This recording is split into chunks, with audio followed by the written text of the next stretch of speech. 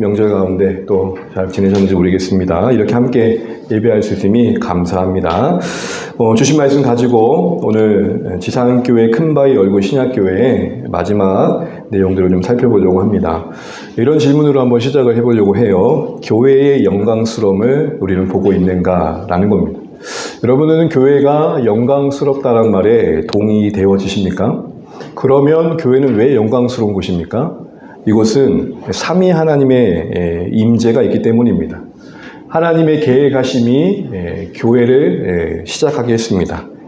그 일을 이루시는 그리스도의 순종이 있었으며 그 순종하심의 결과를 신자 우리에게 적용시키시는 성령 하나님의 통치가 있었습니다. 그래서 우리는 그 결과로 그리스도의 몸이라고 불려지고 있고 그리스도의 신부로 하나님과의 그 관계가 뗄 수 없는 연합의 관계 속에 있음을 보여줍니다. 특별히 이 교회 가운데는 진리의 영이신 성령께서 함께 하신다라고 이렇게 말합니다. 그래서 우리는 사도신경에서 성령의 교통하심을 언급합니다. 우리의 사귐 가운데 성령님이 함께 하신다는 거죠. 자세히 말한다면 교회의 그 영광스러움은 교회의 그 탁월한 그 자체가 아닙니다. 사실은 교회는 어떻게 보면 볼품 없습니다. 성막이 그런 모습을 잘 보여주죠. 우리가 출애굽기를 보면서 성막에 널판을 세우고 왁구를 짜고 그 위에 덮개를 4개를 덮는데 가장 안쪽에 갈수록 영광스럽죠. 아름답고 가장 밖에 쪽은 어떠했습니까? 초라했죠. 맨 바깥쪽은 뭐가 있었죠? 해달 가죽. 여러분 표범 겉모습을 보면서 예쁘다 그런 생각 안 드시잖아요. 초라해 보여요. 볼품 없어요. 그러나 뭘 품고 있죠? 언약궤를 품고 있죠. 하나님을 품고 있죠. 세상은 이 성막의 모습처럼 겉에서 볼 때는 우리가 그 영광의 하나님과 함께하고 있음을 보지 못합니다. 세상은 그럴 수 있습니다. 그러나 교회인 우리는 같은 방식으로 겉모습과 외양을 따라 몸된 교회를 평가한다, 바라본다는 것은 조금 주의할 모습이라는 거죠. 크든 작든 교회는 영광스러운 곳입니다. 그것에 하나님이 함께 하시고 계시다는 걸 우리는 볼 줄 알아야 됩니다. 물론 이 땅에 우리의 지상에서의 교회의 인간의 모습들은 많이 연약하고 그래서 그 영광을 가려울 때가 있지만 본질상 교회는 영광스러운 곳입니다. 그리고 이 영광스러움을 장차 보게 될 것을 약속해주고 계십니다. 로마서 8장 18절에 현재의 고난은 장차 우리에게 나타날 영광과 비교할 수 없다는 선포가 바로 그 말씀입니다. 우리 교회 하나님의 백성에게 주어질 장차의 영광은 그 영광스러움은 우리가 함께했던 이 존재의 실체는 그달의 그 실체를 드러낼 때에 그것을 무시했던 자들에겐 놀라운 그 놀라움이 될 거라는 거죠. 이렇게 영광스러운 곳이었나? 라는 것이죠. 이 교회가 이런 존재였나? 라는 것입니다. 이런 교회의 영광스러움을 바로 안다면 우리는 이 땅에 있는 동안 교회로서의 우리의 자세와 교회를 대하는 우리의 태도는 조금 사뭇 다를 것입니다. 여러분 오래된 영화이긴 한데 일제에 그 항정했던 독립운동가들의 이야기 밀정이라는 영화를 보셨습니까? 저는 되게 재밌게 봤고 그 마지막 장면이 상 인상 깊었습니다. 화면을 보여주시면 그 엔딩 장면에 이정재가 이제 밀정으로 나오죠. 동지들을 팔아요. 그래서 마지막에 어쨌든 해방이 되면서 자신의 어떤 했던 가오를 이 새치의 혀로 잘 넘겨요. 위기를 넘긴 듯 했지만 끝내 이제 마지막에 그 밀정으로서 이제 사형을 당하게 됩니다. 질문을 해요. 왜 동지를 팔았노? 라고 질문하니까 밀정 역할을 했던 이정재, 그때 극에서의 이름은 염석진입니다. 왜 염신지 모르겠습니다. 그래서 그렇지 않다는 걸 대변하고 싶습니다. 일단은. 근데 이정재 씨가 이렇게 말합니다. 내가 해방될 걸 알았겠냐. 무슨 말이죠? 해방될 줄 몰랐으니까 그렇게 했다. 많은 생각을 하게 했습니다. 교회가 장차 그렇게 영광될 줄 알았으면 내가 그렇게 교회를 무시했겠노? 교회 가운데 함께하는 그 시간들을 그렇게 가벼이 여겼겠노? 그렇게 저는 이해가 됐습니다. 사랑하는 주안의 가족 여러분, 장차 드러날 이 교회의 영광을 바로 안다는 것은 오늘 우리의 교회를 대한 태도의 가장 중요한 내용을 만들어냅니다. 교회를 향한 우리의 헌신을 좀 더 진지하게 만들 것입니다. 교회가 단지 천국 가기 전에 이 땅에 있는 동안 잠시 오고 가고 드나드는 곳 정도로 이해될 수 없는 곳이죠. 특별히 교회가 이 세상의 가치에 타협하고 세상의 유행의 조리에 휩쓸리는 것을 반감만 하지 않습니다. 속상하고 안타깝습니다. 그리스도의 몸의 한 속한 나로서 교회가 이렇게 수치스러워지는 게 괴로운 것이죠. 그것이 지나쳐서 때로는 자포자기하는 마음으로 좌절과 냉소의 시선으로 볼 때도 있지만 그렇게 하고 싶은 마음이 있는 순간에도 아니야, 교회는 이렇게 스스로 무너질 만큼 이렇게 형편없는 모습으로 비춰질 만큼 그렇게 가볍지 않아 라는 자성과 함께 교회의 본래의 모습을 고민하게 되고 그것을 어떻게든 만들어보고 싶어하는 애씀이 있는 것이죠. 그래서 여러분, 우리는 신약교회의 이 모습을 보면서 이런 관점에서 오늘 이 교회의 모습들을 소개받고 있을 때 받아들일 필요가 있겠다 싶습니다. 특별히 여러분, 교회의 모습을 소개하는 이 복음과 함께 그 첫걸음을 내디딘 교회 공동체 모습에 애썼다는 말이 많이 나옵니다. 애썼다. 힘썼다, 애썼다는 말의 의미는 뭘 전제로 하는 겁니까? 그리 쉽지만은 않았다라는 것입니다. 결국 저항이 있고 방해가 있고 해방이 있는 여정입니다. 그러나 교회가 이 땅에서뿐만 아니라 장차 영광스러울 것을 바라보면서 그 영광에 합당하게 오늘 이 시대의 교회의 모습들을 갖고 가는 것은 참 가치가 있습니다. 어니스트라는 사람이 큰바위 얼굴이 실존하게 될 것을 바라보며 기대하고 매일 바라봤듯이 우리는 이 땅의 교회의 그 영광이 회복되는 그날을 꿈꾸면서 아니 주님이 오심과 함께 교회가 아름답게 드러나는 걸 바라보면서 거기에 그래도 좀 더 가까워져야지 라는 마음을 잃지 않는 것, 그 마음을 따라 때로는 속상할 때도 있지만 애쓰고 힘을 다해 노력하는 것, 그게 우리가 해야 될 일들이 아닌가 싶습니다. 그런 의미에서 오늘 사도행전의 큰바위 얼굴의 비유로 우리가 살피고 있는 신약교회의 모습을 마무리하는 가운데 그런 마음으로 받아들이는 내용이 되시면 좋겠습니다. 여러분, 초대교회의 그 첫걸음이 성령과 함께 각성한 자들이 복음을 받아들이고 세례를 받으면서 시작됩니다.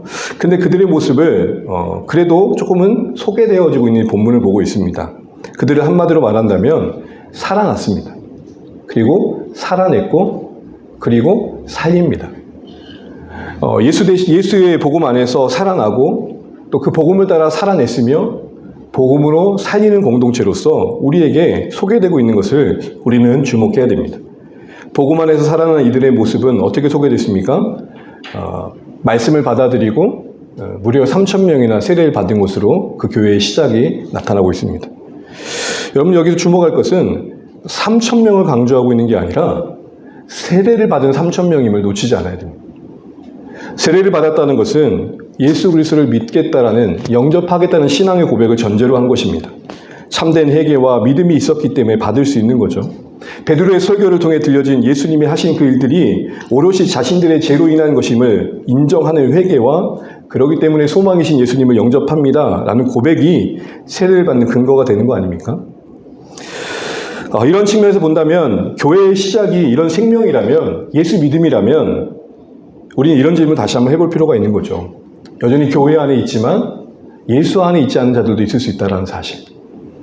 물론 교회 밖에 있는 분들을 교회에 가까이 인도하는 것도 귀합니다. 그러나 그걸로 끝날 게 아니라 교회 안에 있는 우리가 진짜 예수 안에 있는지를 살필 필요가 있는 겁니다. 교회에 함께하는 목적 중에 하나도 바로 그런 것입니다. 우리의 함께함이 긍정적일 때는 서로를 통해서 예수께로 더 가까이 가는 거죠. 나 저분처럼 예수님을 더 의지해야겠다. 저 교회 안에 있지만 아직 복음을 모르는 자들에게 예수님 좀 알려주고 보여줘야겠다. 이런 관심을 갖는 것이겠죠. 근데 여러분, 오늘날 우리의 시선이 교회가 어떤 성장을 추구하다 보면 그것 자체가 잘못된 건 아닐 텐데 치우쳐서 단순히 교회 안에 사람을 끌어오는 데에 우리의 성공의 가치를 둘 때가 있는 것을 보게 됩니다.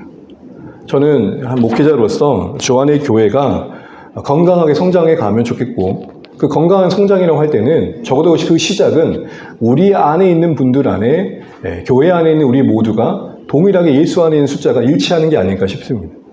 무슨 말입니까? 교회는 그 목표를 더 많은 더 많은 사람들을 불러오는 것 이전에 모든 교인이 신자가 되어지고 성도가 되어지고 제자가 되는데도 관심을 놓치면 안 된다는 겁니다. 제자가 된다는 건 뭡니까? 생명 얻음에 감사하고 주님의 다스림에 하답하는 한 사람 한 사람 되어가는 거 아니겠습니까? 그런 의미에서 단지 규모가 큰 교회가 아니라 저는 주 안의 교회가 믿음이 큰 교회가 되면 좋겠습니다. 이걸 저는 이렇게 종종 표현합니다. 작지만 작지 않은 교회. 크기와 사이즈로 말하는 이 시대에 거룩으로 말할 수 있는 교회. 그 교회가 우리가 함께 만들어갈 교회 모습이 아닐까 싶습니다. 또한 그들은 이렇게 살아난 뒤에 살아냈죠. 그런 모습들을 우리는 몇 가지로 살펴봤습니다. 서로 교제하는 모습이 있었습니다. 이때 이 교제, 이 헬라어를 우리 좀 기억할 필요가 있습니다. 헬라어는 뭐였습니까? 코이노니아. 노니아 그러니까 노는 것처럼 느껴지지만 노는 게 있어요. 그러나 이 코이노니아의 의미는 뭐였죠? 제3의 또 다른 공동의 장소에서 만나다. 그때 제3의 장소는 누굽니까? 예수님. 우리 이런 그림을 그릴 필요가 있는 것입니다. 그냥 당신과 내가 만났다가 아니라 나도 예수 안에서 당신도 예수 안에서 있기에 만날 수 있었다는 것입니다. 여러분 따져놓고 보면 저와 여러분이 만날 수 있는 이유는 다 예수님 때문이 아닙니다. 제가 예수님 때문이 아니면 울산까지 올 이유가 뭐가 있겠습니까? 우리가 예수님 때문에 함께하고 있고 그리고 그 예수님의 그 목적하신 그 방향을 향해 나아가는 것, 그게 교제의 내용입니다. 성경이 교회를 어떤 건물이나 조직으로 이야기하기 이전에 그런 릴레이션, 관계적인 용어로 설명하고 있다는 것을 우리 좀 주목할 필요가 있는 것이죠. 함께 모여서 서로를 돌아보고 자기를 뛰어넘는 우리가 되어지는 모습들을 경험해 가는 것.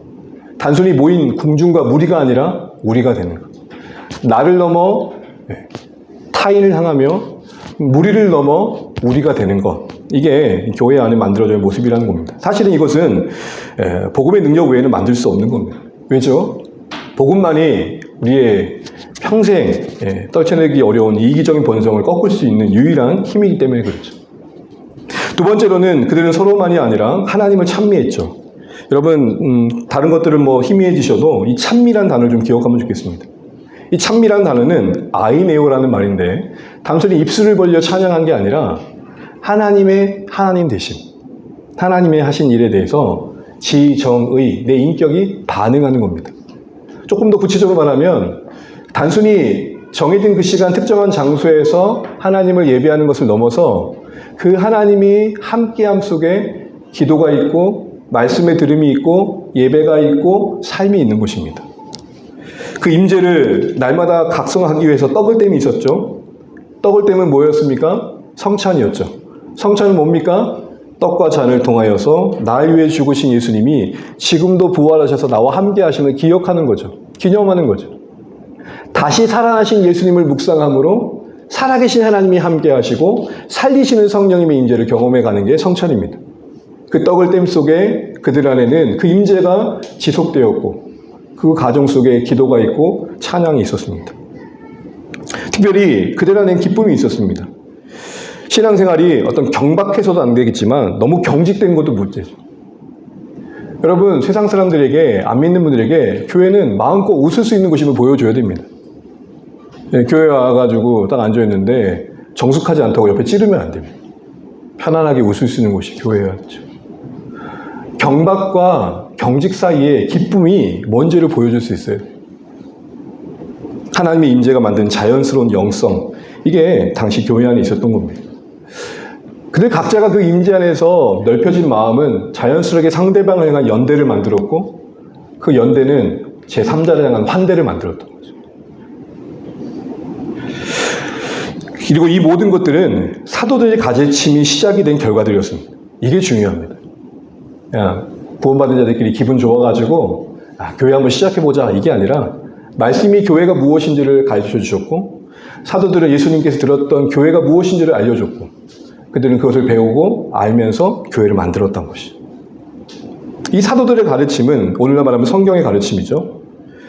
특별히 주목할 것은 이들은 눈앞에서 성령의 강림을 받고 희한한 현상을 봤습니다.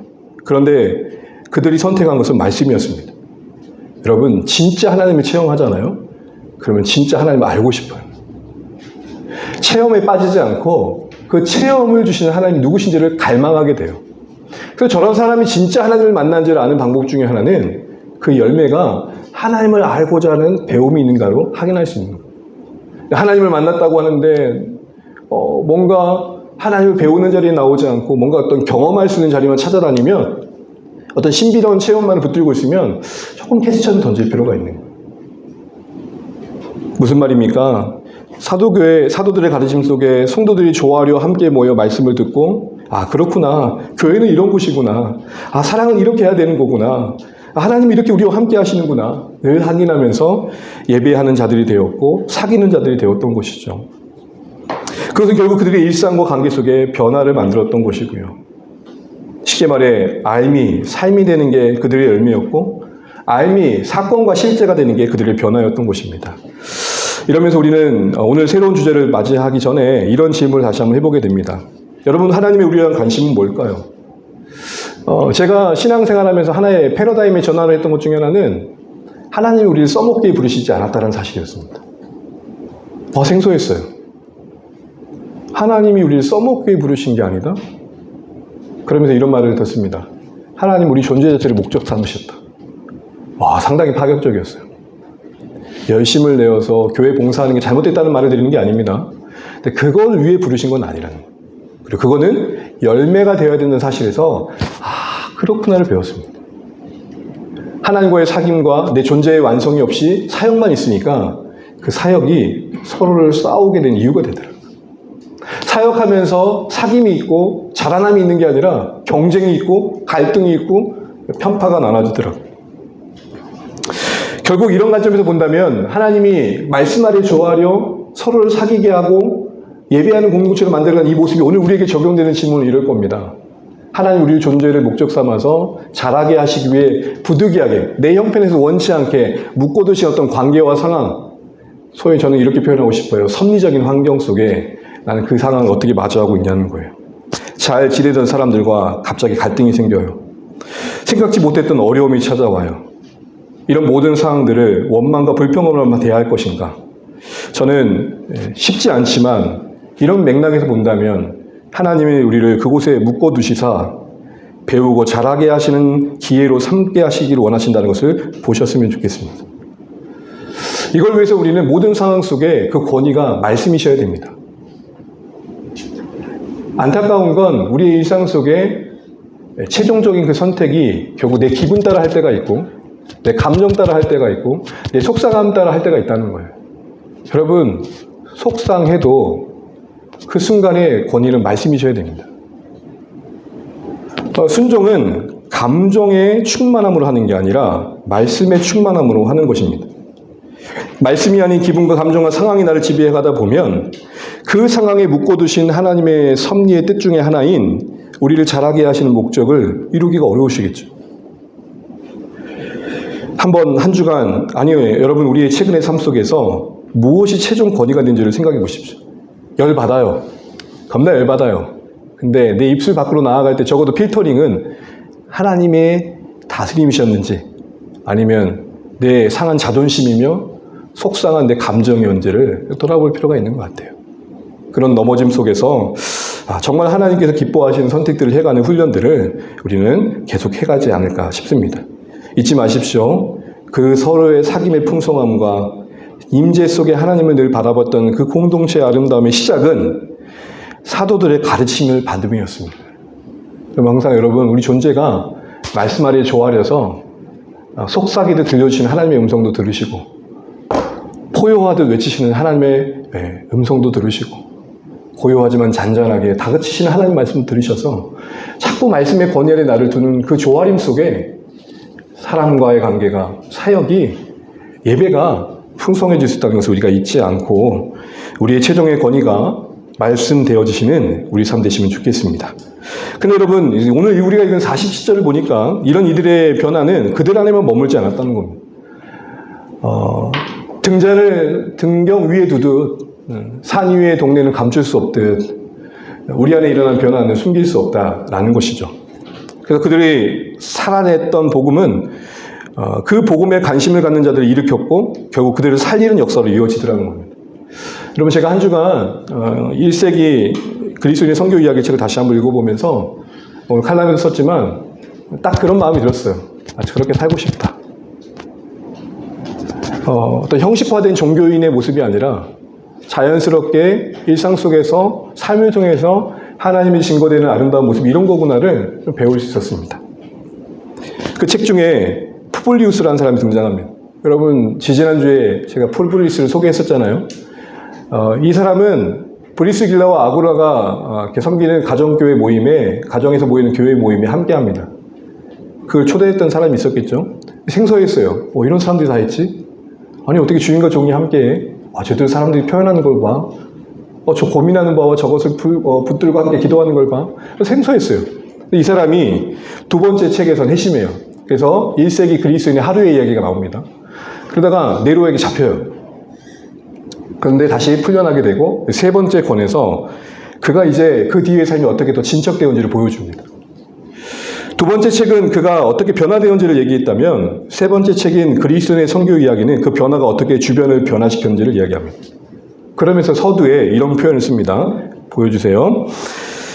이 모든 면에서 어느 정도 변화를 겪어왔지만 하나님께서는 지금 내 말과 행동을 통하여 당신의 메시지를 전파할 방법에 대해 좀 더 의도적으로 접근할 필요가 있음을 보여주신다. 하나님께서 내게 해주신 것처럼 말이다. 하나님께서 내게 해주신 것처럼 말이다. 그가 살아간 일생의 이야기가 하나님의 이야기로 써가는 과정 속에 조금 더 적극적인 의도적인 행동을 원하신다는 이 표현은 다른 것이 아니라 그 행복한 거 너만 누리지 말고 주변 사람들이 나누면 좋겠어 라는 마음이 부여졌다는 겁니다. 그래서 여러분, 그는 작은 은행업을 하고 있었는데 그가 어떻게 그런 사랑을 실천했는지, 그런 마음을 실천했는지에 대한 이야기가 나옵니다. 파산한 사람을 어떻게 도왔는지, 갑자기 어려움을 당한 사람이 대출할 수 없는 상황 속에서 그 형편을 헤아리고 어떻게 해줬는지, 그가 그 일을 통해 할 수 있는 사랑의 실천과 공감이 무엇인지를 보여줬고, 그걸 지켜보는 주변 사람들 중엔 저 사람 미쳤다라는 사람도 있었지만 너는 왜 그렇게 사니? 뭐가 바뀌었기 때문에 그래? 궁금해하는 사람도 있었다는 겁니다. 그리고 그 궁금해하는 사람들 속에 자연스럽게 회심했던 사람도 소개가 되어집니다. 여러분, 이게 바로 오늘 푸블리스가 그 마음에 받았던 도전이었고 삶이었습니다. 그리고 오늘 사도행전에서 교회가 보여줬던 증거하는 공동체의 모습이었습니다. 결론부터 얘기하자면 그들은 교회라는 기관에 모여가지고 공식적으로 정해진 사역의 시간에 전도만 했다는 게 아닙니다. 한마디로 그들은 선교적 일상으로 그들의 삶에 하나님의 은혜를 자연스럽게 흘려보냈다는 것이죠. 그런 삶을 전제하고 우리가 복음을 증거했던 그 교회의 모습을 통해서 오늘 이 시대에도 우리에게 원하시는 증거하는 교회의 모습을 좀 생각해 보려고 합니다. 우리 47절 하반절 함께 다시 한번 읽어보고 주시는 말씀 다시 한번 생각해 보겠습니다. 47절 하반절입니다. 시작. 온 백성에게 친송을 받으나 주께서 구원받는 사람을 날마다 더하게 하시니라. 아멘. 먼저 온 백성이 친송을 받았대요. 어려운 말 아니죠. 이 친송받았다는 원문의 뜻은 뭐냐면 인정받다, 칭찬받다예요. 그들이 복음을 모르는 사람들이 교회 공동체를 칭찬했대요. 뭔가 매력이 있었다는 말 아니겠습니까? 그 매력은 뭐겠습니까? 내내 말씀 받는 것처럼 복음이 그들 안에 만들어갔던 삶의 모습들이었죠. 그만큼 그들의 변화는 외부 사람들이 알 수 있을 만큼 분명했다는 이야기도 될 것입니다. 그의 삶의 내용들 뭐였습니까? 서로 돌아보는 희생이 있었죠. 자기 목 하나 챙기기도 바빴을 텐데 그걸 뛰어넘는 나눔이 있었습니다. 특별히 가장 인상 깊었던 하나는 다 같이 함께 했다는 거였습니다. 이것은 또 다른 말로 말하면 인간에 대한 존중과 신분을 뛰어넘는 어떤 사랑이 있었다는 겁니다. 친절과 자비가 있었다는 것입니다. 한마디로 다른 곳에서 볼 수 없는 따뜻함이 그 안에 있었다는 것입니다. 부르를 나누고 끼리끼리의 모임이 아니라 그것과 상관없는 그들의 각자에게 입혀진 어떤 겉옷과 상관없는 연대가 있었다는 것이죠. 그게 참 신선했던 겁니다. 여러분, 우리가 저는 그렇습니다. 저는 개인적으로 그런 것 같아요. 나라는 존재가 수용되어지고 품어지고 내가 어떠한 어떤 실수를 해도 받아들여지는 곳에 있다는 사실을 주는 든든함이 있습니다. 제가 만약에 부득이하게 어떤 오해를 받았다고 여러분 생각해 보십시오. 누군가가 사건을 조작하고 증거를 조작해가지고 프레임을 씌운 거예요. 그래서 그 뒤로부터 제 별명이 양아치 목사가 된 거예요. 근데 저와 함께 했던 조안의 가족들이 여러 가지 부리가 나뉘겠죠. 네, 그럴 줄 알았다. 그럼 그렇지. 라는 분들도 있겠고, 어떤 분들은 아니다. 뭔가 오해가 있는 것 같다. 내가 알고 있는 목사님 그럴 분은 아닌 것 같은데. 라고 나름 끝까지 신뢰를 지켜주는 분도 계시겠죠. 저 개인의 입장이 된다면, 여러분 그 상황이 된다면 어떤 관계가 정말 복이 되겠습니까? 적어도 여러분 이 공동체가 갖고 있었던 당시의 모습이 칭송을 받았다는 것은 세상에서 볼 수 없는 신뢰와 안아줌과 품어줌이 있었음을 말하는 것이죠. 근데 이러한 칭송을 불러일으켰던 교회의 삶은 교회 안에 있는 복음에 관심을 갖게 했을 거라는 겁니다. 그들이 믿고 있는 복음에 대해 매력을 느꼈을 거고, 저들이 믿고 따르는 분을 우리도 함께 따르면 좋겠다라는 그런 모습이 있었을 겁니다. 매력적이었던 만큼 그들의 말이 들려졌을 거고, 그 속에 속하고 싶은 마음이 있었을 겁니다. 이런 의미에서 여러분 한 가지 생각할 게 있는데요. 그건 다른 것이 아니라 메시지만큼이나 그 메시지를 전한 메신저의 모습도 참 중요하다는 겁니다. 우리는 가끔 그런 말을 듣죠. 아유, 교회 사람 보러 다니나? 하나님만 바라봐. 많이 듣는 말입니다. 근데 여러분 그것이 맞는 부분도 있지만 거기에 통칠 건 아니라는 것이죠. 우리 각자를 통해 하나님은 연약하지만 그런 중에 우리가 함께 하시는 하나님은 드러내는 존재로서 살아내길 바라십니다. 이렇게 생각해 보시죠. 입으로 천국을 말하는데 정작 그들의 표정 속에서 존재 속에는 천국이 안 보여. 이런 언밸런스가 어디 있습니까? 베드로전서 3장 15절에 너무 잘 알고 있는 베드로 사도의 권면이 나옵니다. 너희 마음에 그리스도를 주로 모셨느냐? 그렇다면 너희 속에 소망에 관한 이유를 묻는 자가 생길 것이다. 이게 경험되시면 좋겠습니다. 옛날 복음성가인데요.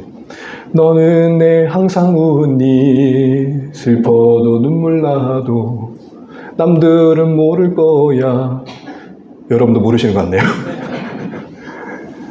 그 안에 있는 어떤 하나님의 사귐 속에 누린 기쁨 속에서 인생의 고난을 이겨내는 모습들이 그 중심을 궁금하게 만든다라는 겁니다. 그래서 베드로 사도는 그 뒤에 이렇게 말합니다. 대답할 것을 준비하라. 여러분, 전도의 탁월한 고도의 전략은 뭐냐면 먼저 묻게 만드는 겁니다. 도대체 너는 뭐가 그렇게 감사한 거야? 솔직히 뭐가 그렇게 살아내게 하는 거야? 이런 의미에서 여러분 우리 자신을 돌아보면 좋겠습니다. 나는 메신저로서 말하는 바와 보여지는 바가 일치되기 위해 애쓰고 있는가? 그는 사역자인 저 자신도 심각하게 고민할 부분이 그것입니다. 복음은 들려져야 됩니다. 또한 복음은 보여져야 됩니다. 그리고 여러분 이 칭송을 받았다는 것에서 그 칭송한 그룹을 좀 관심 있게 볼 필요가 있습니다. 일부 특정인들만 팬덤으로 형성된 어떤 무리들만 칭송했던 게 아닙니다. 어떤 편드는 자들의 칭송이 아니라 뭐라고 되어 있습니까? 온 백성의 칭송입니다. 온 백성이라 하면 적어도 다양한 계층과 직업과 출신, 생각과 이념을 가진 자들을 포함하는 것입니다. 이 말은 당시의 교회가 적어도 그 당시에는 그 시대의 이슈와 어떤 가치를 따라서 누군가를 분열하고 갈등하는 중심에 서 있지 않았다는 겁니다. 소위 갈라치기의 중심에 교회가 있지 않았다는 겁니다. 오늘날 참 안타까운 건 화해의 복음을 말하는 교회가 옛날 십자가 전쟁을 하는 모습을 보일 때가 많다는 겁니다. 예수님은 칼을 넣으라 했는데 칼을 뽑을 때라고 말합니다.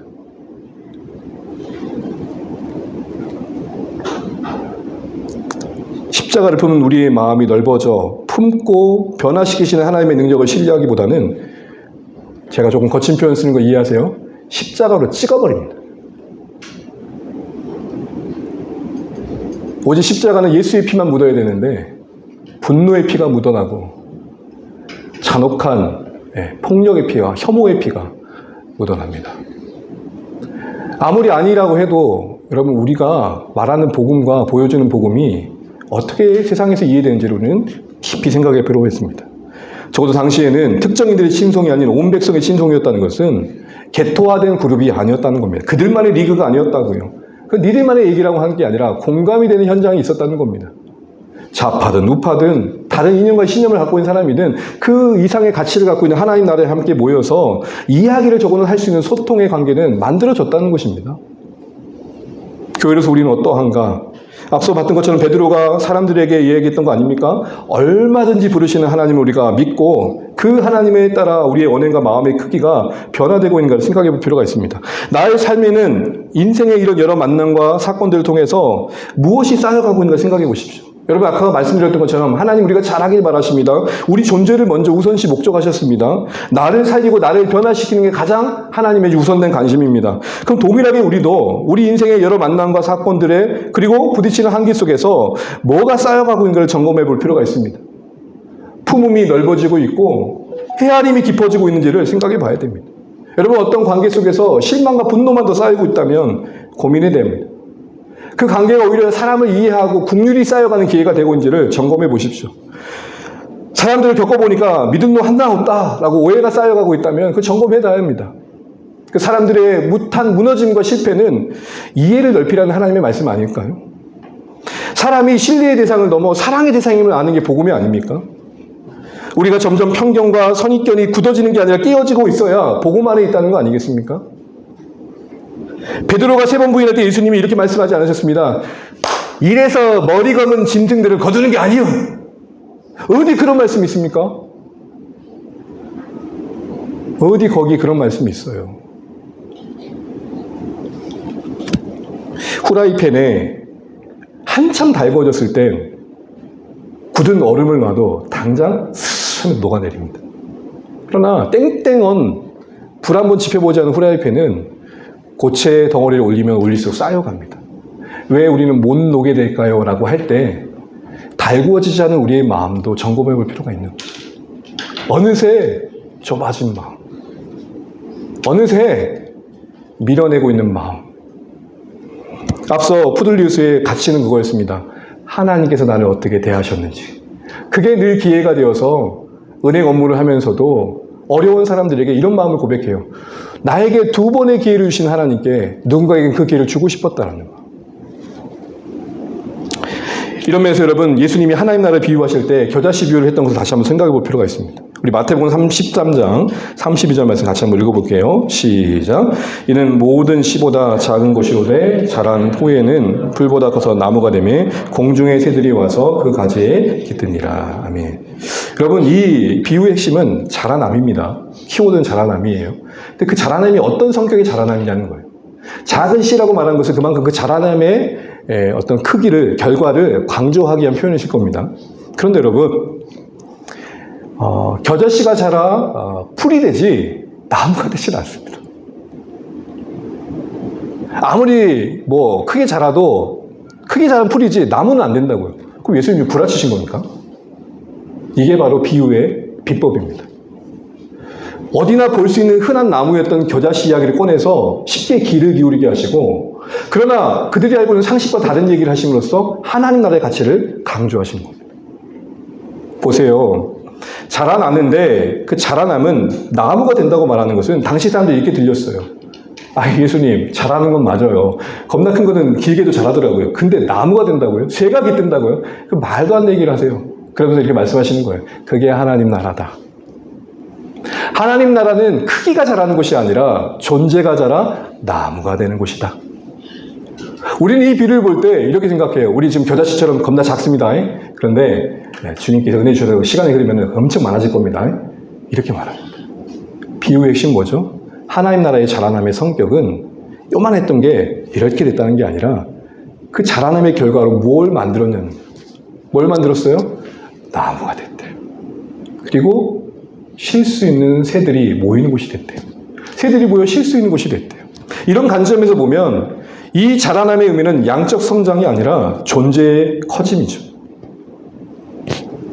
이런 질문을 해봅니다. 나는 겨자씨같이 시작된 내 안에 하나님 나라의 가치가 나를 자라게 하여 품어주고 기댈 수 있는 넉넉함이 있는 나무가 되고 있는가? 라는 질문이죠.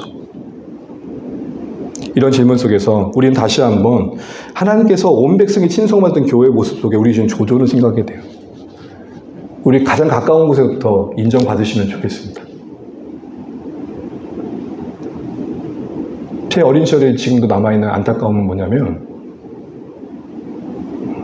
작은 교회였기 때문에 함께하는 친구들과 속사정을 너무 많은 이야기를 했었어요. 저희 집안에 손가락 몇 개인지도 아는 사이. 근데 내 친구의 부모님들은 직분자였어요. 너무나 멋있는 분들이었어요. 그런데 정작 이야기를 해보면 애들이 얼굴이 이그러지는 거예요. 제가 사역을 하다가 장례식장을 한번 간 적이 있었는데 부모님의 부재로 많이 힘드시겠습니다 라고 했더니 조금 날 것을 그대로 드러낸 한 형제가 이런 말을 합니다. 아니요, 이제 좀 편해요. 그분은 진짜 진실하게 교회를 사랑하셨던 분으로 비춰졌었습니다. 여러분, 그 한 존재의 모순이 그 사람이 다 틀렸다 말하고 그 얘기를 하고 있는 게 아닙니다. 그만큼 우리가 연약하다는 것입니다. 사랑하는 주 안에 가족 여러분, 우리가 자라난다라는 건, 주 안의 교회와 함께 성장해 간다는 건, 이 빈자리가 채워지는 것도 있겠지만, 나무가 되시는 것. 새가 깃들 만한 넉넉함이 되시는 것. 당신은 말이 안 되는 거예요. 하나님, 아니 예수님, 어떻게 겨자씨가 나무가 돼요? 그 말도 안 되는 일을 만드는 것이 복음이다. 그 말도 안 되는 가치와 열매를 만들어내는 게 하나님 나라다. 이제는 도저히 품어낼 수 없었던 것들조차 어느새 품어지는 인생과 존재로 키우시는 게 예수이며 복음이며 하나님의 나라다. 그 얘기하고 계시는 겁니다. 온 백성이 친송받았다는 것은 교회가 홍보를 잘하고 여러분 저희 교회는 이렇게 물질을 흘려보내면서 이런 기간도 돕고 있고요. 이런 사역도 하고 있어요. 그게 아닙니다. 온 백성이 친송을 받았다는 것은 그들이 사는 삶 곳곳에서 그들의 교회의 모습은 그렇게 비춰졌다는 것이죠. 이런 면에서 우리는 증거하는 교회가 된다고 할 때 가장 중요한 우리 점검은 내 존재가 그 증거를 담아낼 만한 인생으로 자라남에 대한 분투와 고민이 있냐는. 제가 가장 두려워하는 것은 염화준, 염화영, 염화은, 박은경입니다. 저들은 압니다. 내가 빡칠 때 어떤 표정을 짓는지. 저들은 압니다. 라면 한 해 얼마나 궁색한 자인지. 사랑하는 주 안에 가진 여러분, 증거가 된다는 것은 나가 바뀌는 거 없이 그냥 바깥 사람들을 바꾸는 데 있지 않습니다. 나를 바꾸신 하나님이 자연스럽게 흘러가는 것입니다. 두 번째로 그런 결과로 주께서 더하셨답니다. 주께서 더하신 의미는 뭡니까? 이 말은 교회가 어떤 수고조차 하지 않았단 말을 하는 게 아닙니다. 사도행전 뒤에 보게 되면 교회는 어떤 위험 앞에서 복음을 전합니다. 애씀이 있었습니다. 사실은 여러분 온 백성 앞에 그들이 비춰지고 있지 않습니까? 인정받고 있는 어떤 수고가 있지 않았습니까? 뭘 강조하는 걸까요? 교회가 증거 공동체로 바르게 서기 위해서는 구원의 주체가 누구에게 있는 게 절대 잊지 말라는 겁니다. 여러분 이건 정말 뼛속 깊이 새겨야 됩니다.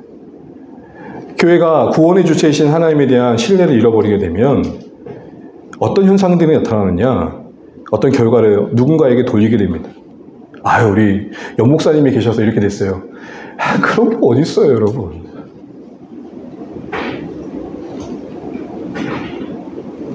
또 이런 생각도 합니다. 하나님이 어떻게든 알아서 하실 텐데 우리가 뭐 할 일이 있겠습니까? 어떤 인간적인 방법으로 내세우거나 또 자기의 책임을 간과합니다. 그러나 여러분, 구원의 주권의 가장 바른 자세는 뭐죠? 최선을 다하되 결과는 하나님께. 그 과정에서 주의할 건 뭐냐면 이런 생각을 버리셔야 됩니다. 나는 참여자일 뿐 기여자는 아니다. 나 없으면 어떨 뻔했어. 추워도 그렇게 생각하지 마십시오. 일에 일이라도 그런 생각이 찾아드는 것들을 경계하셔야 됩니다. 우리는 서로가 필요합니다. 함께하는 그 시간들 속에 하나님 원하시는 일들을 하기 위해서 지금 이렇게 함께하는 모든 분들이 필요합니다. 그것과 너 아니었으면 안 됐어는 또 다른 것이죠. 이 말은 지금 우리를 묶어두신 곳에서 우리의 역할을 할 필요가 있다는 것입니다. 세 번째로 그들은 날마다 증거하는 고였습니다. 날마다는 말은 두 가지 의미를 갖습니다. 첫 번째로 그들이 매일 교회에 모여 전도했다가 아닙니다. 함께 복음을 전하는 노력과 함께 말씀드린 것처럼 일상 속에서 선교적 삶을 살았던 겁니다. 그렇게 볼 수 있는 이유가 뭡니까? 앞에서 온 백성이 친송했다고 하지 않습니까? 그 말은 구석구석 그들이 살아가는 삶의 모습이 교회의 모습이 세상에 비춰졌다는 것이죠. 그러니까 교회에 모여가지고 전도지 나눠주듯 하는 그런 사역이 아니었고 날마다 그들이 존재하는 일상 속에서의 선교적 삶을 살았다는 것입니다. 그곳에서 부름받은 그곳에서 보냄받은 그곳에서 만나는 사람들에게 섬김을 통해 사랑을 통해 자연스럽게 복음이 흘러갔다는 것이죠. 여러분 우리의 일상 속에서 이런 하나님의 선교의 개념을 바르게 알 필요가 있습니다. 제 칼럼을 대신하겠습니다. 이건 한 분명하면 좋겠습니다. 교회는 보내는 곳으로만 남지 않습니다. 교회도 보냄받은 존재임을 결코 잊지만 안 됩니다. 리슐리 유비긴이라는 이 사역 영국 성공의 주교였던 이분이 인도 사역을 한참 하고 돌아왔을 때 자신을 선교사로 보낸 영국의 일상, 교회의 일상이 엉망진창이었어요. 쉽게 말하면 이런 거였어요. 자기를 인도로 보냈는데 정작 영국이 선교지가 돼버린 거예요. 일상이 없는 신앙. 그래서 그가 고민하며 만든 개념이 뭐였냐면 하나님의 선교. 선교는 교회의 선교가 아니라 하나님의 선교다. 이 말이 뭐죠? 하나님이 교회를 보내셨고 하나님이 선교사를 보내셨고 하나님이 여러분을 일터로 보내셨고 하나님이 여러분 삶의 자리로 보내셨다는 거예요. 여러분 그게 주안의 공동체의 후반부의 표입니다. 따뜻한 사귐과 선교적 공동체. 제가 선교적 공동체라고 말을 했을 때 강조하는 바는 바로 그겁니다. 선교를 위한 비즈니스를 넘어서 선교로서의 비즈니스. 예전에는 열심히 돈 벌어서 선교사님에게 필요한 물질을 후원하자 이런 개념이었다면 이게 아니라 성경의 원래의 개념은 뭐냐? 선교 그 자체의 도구로만이 아니라 그가 하는 일 그 자체가 선교라는 것입니다. 거기서 만나는 사람들에게 친절을 보이고 하나님의 사랑을 흘려보내는 책임이 있다는 거예요. 그리고 그 역할을 잘함으로 하나님 지으신 세상에 기여하는 그런 모습을 말하는 것입니다. 또한 이 날마다라는 것은 그만큼 그들 안에 식지 않는 감격이 있었던 겁니다. 다시 말해 함구할 수 없는 함성을 지를 수밖에 없는 가슴이 있었던 것이죠. 복음을 듣고 깨닫고 믿는 자들에게 복음에 대해서 함구하라는 것은 가능한 명령일까요? 결코 불가능한 명령입니다. 어떻게 그 뜨거운 마음을 주체할 수 없는데 어디서 입을 봉할 수 있겠습니까? 이것은 마치 임금님 기가 당나귀인 걸 알아본 신하의 마음과 일치할 것입니다. 사진 하나 보여주세요. 여러분 이 이야기가 뭐 그리스 신하를 타고 여기 우리나라까지 왔다고 하는데 우리나라 전례 얘기를 보면 이 사람이 임금님의 기가 당나귀인 걸 알아버리죠. 이걸 알고 어디다 말할 수 없는데 어디서 그래서 이걸 터쳐요? 대나무 숲에 가가지고 외쳐요. 임금님 길은 당나귀기다. 그런데 이게 바람 타고 계속 돌면서 그 대나무 숲을 지나갈 때마다 사람들이 귀가에 뭐가 들려요? 임금님 길은 당나귀기다. 제가 이거를 준비하면서 심리대밭을 떠올렸어요. 그래서 저 태아가 심리대밭을 걸어가면서 이렇게 외치는 거죠. 임금님 길은 당나귀다 마음으로 예수는 그리스도다. 사랑하는 주안의 가족 여러분, 누군가 이런 말을 할 때가 있죠. 야, 이거 비밀인데 누구한테 절대 말하지 마. 그것처럼 그 사람 죽이는 게 없어요. 복장 터져서 어떻게 해요, 그거. 그리고는 지가 먼저 말하죠. 사랑하는 주안의 가족 여러분, 저는 이걸 드리고 싶은 거예요. 지금 교회로서 그 날마다 안에 담긴 이 생생한 감격을 통해 우리가 점검해야 될 게 뭘까요? 복음에 대한 나의 반응과 태도는 이런 감격은 내 영적 상태를 확인하는 리트머스와 같다는 것입니다. 생명의 양식 복음에 대한 내 마음의 반응의 이 기쁨과 감사는 정말 내가 어떤 영적 상태인지를 보여주는 거라는 거죠. 세월이 흘러갈수록 예수님이 무덤덤해질 수 없다는 것입니다. 만약 생명의 양식 주식인 복음이 반갑지 않고 무덤덤하다면 여러 이유가 있겠죠. 여러분 우리가 언제 입맛을 잃죠? 아플 때 입맛을 영적으로 아플 때 입맛을 잃죠. 또 쓸데없는 걸 많이 먹을 때. 다시 한번 점검해보면 좋겠습니다. 마지막으로 더 하셨답니다. 이것은 시제가 미완료입니다. 계속되고 있는 걸 표현하는 거죠. 그들의 증거는 한번 반짝했다가 멈춘 게 아니라 계속했다는 것입니다. 지속적인 그 과정 속에서 열매를 거두는 사역이었던 것이죠. 한번 누가 그렇게 물으신 것 같아요. 와라 계속 하실 거냐고. 제가 이런 질문을 답을 하고 싶어요. 와락은 안 할 수도 있어요. 그러나 어떤 모양이든 어떤 형태이든 간에 교회가 복음을 안고 있는 한 복음을 전하는 여러의 연대의 예씀들은 계속되어야 된다. 영혼을 사랑하는 곳에 영혼을 보내시지 않겠습니까? 그런 의미에서 우린 점검해 봐야 됩니다. 주안의 교회는 교회의 존재의 이 목적이 잊혀지지 않고 기억되어지고 이것이 중심이 되어진 사역들이 이루어지고 있는가. 교회가 쓸데없는 일을 많이 벌리는 건 조심해야 될 것입니다. 그러나 복음을 위해서 이 존재 목적을 더 일으키기 위해서 고민하고 사역을 만들어가는 것은 저는 아름답다 생각되어집니다. 이런 증거하는 공동체의 모습을 다시 보면서 결국 초대교회가 날마다 교회에 모여가지고 전도지 나눠줬던 거가 아님을 우리는 알게 됩니다. 각자의 변화가 있었고 일상 속에 살아남이 있었으며 지치지 않고 계속되는 수고가 있었습니다. 이 모든 걸 마무리하면서 수레바퀴 한 이야기를 통해 매듭 짓고자 합니다. 우리는 교회라고 할 땐 믿는 사람들이라고 말합니다. 그런 교회의 교회다움은 그 믿는 사람들의 본질이 닦이는 것이겠죠. 이것은 신자 한 사람 한 사람의 변화의 연합일 것입니다. 그런 의미에서 저는 오늘 이 앞서 얘기했던 교회의 교회다움, 지상교회에 보여진 이 큰 바위 얼굴의 요소들을 이 수레바퀴 모습에서 생각해 보겠습니다. 그 다음 한번 보여주세요. 이건 네비게이터의 성교타 힌트에서 도스트롬이라는 분이 만든 예화인데, 이 예화가 여러 가지 변형이 돼서 이용이 되죠. 이렇게 간단하게 보면 중심에 예수님이 계셔야 된다는 겁니다. 예수님이 중심인 삶. 그것이 신자의 가장 중요한 출발이죠. 이것은 우리가 살아남을 말하는 것입니다. 그리고 그 뒤에 우리는 말씀과 기도로 하나님과의 관계를 만들어 가야 되고, 신자들과 관계 속에서는 교제로, 믿지 않는 자들 속에서는 증거로 나타내야 됩니다. 이때 그 증거는 단순히 전도지 나눠 주는 거 아닙니다. 복음으로 살아내는 우리의 삶이며 일상이고, 끝없는 긍휼이며 수고이고 섬김입니다. 이런 모습들을 우리가 떠올리면서 조금 더 정형화가 된 이 틀 안에서 우리의 신앙을 점검해 보는 건 필요할 것 같습니다. 하나님과 관계 속에 말씀과 기도는 있는데 교제와 증거가 없어가지고 홀쭉해지진 않았는지, 아니면 말씀과 기도는 전혀 없고 교제와 증거만 있어가지고 납작해지진 않았는지, 중심이신 예수님을 중심으로 말씀과 기도와 이 교제와 증거의 모습들을 균형 있게 키워가면서 결국 순종으로 바퀴를 굴려가는 모습들이 필요합니다. 그 다음, 지금의 우리의 신앙의 수준을 말한다면 그냥 한 번 넣어주세요. 사이즈가 각각 다를 겁니다. 그러나 점점 한 번 더 또 점점 커져가야 돼요. 이런 커져가면 신앙의 현실은 한 번 눌러주세요. 다이렉트가 아닙니다. 별거 다이렉트가 아닙니다. 한 번 더 눌러주세요. 나선형 곡성의 상승. 이 나선형의 특징이 뭐냐면은 뒤로 물러나는데 그것 때문에 앞으로 가는 거예요. 신비로운 거죠. 아브라함이 자신의 아내를 몇 번이나 누이라고 속였죠? 네? 몇 번이나? 어떻게 알았어요? 창세기 12장과 20장에 나오죠. 애굽 왕 앞에, 그랄 왕 앞에 속이죠. 여러분, 한 번은 실수라고 봐요. 두 번은 뭐예요? 나쁜 놈이죠. 근데 그런 시간들 속에 그 다음 장에 뭐가 나오냐? 이삭을 받게 되고, 다음 이삭을 드리게 됩니다. 처음부터 이삭을 드릴 수 있는 신앙의 수준은 분명 아니었던 것이죠.